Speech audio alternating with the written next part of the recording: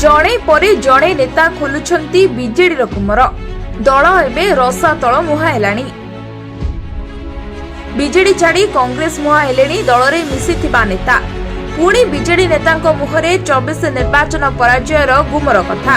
2024 निर्वाचन वर्षक परे विस्फोरक बयान रखिछंती बीजेडी वरिष्ठ नेता भूपिंदर सिंह।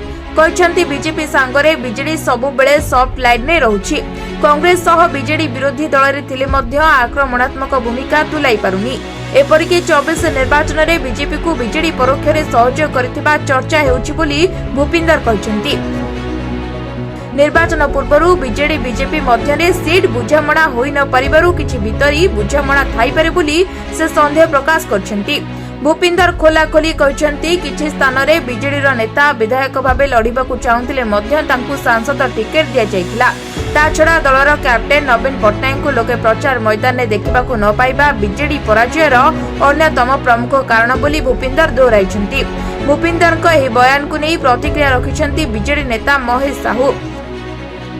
निकटरे सभापति भावे दायित्व नेबा पोरे नुआ टीम गढ़िछंती नवीन पटनायक। आउ हे टीम रे नाहंती भूपिंदर सिंह। केवल भूपिंदर नुहंती होटल ले मेली करथिबा आउ किछि नेता भी नवीन को टीम रु बाद पड़छंती।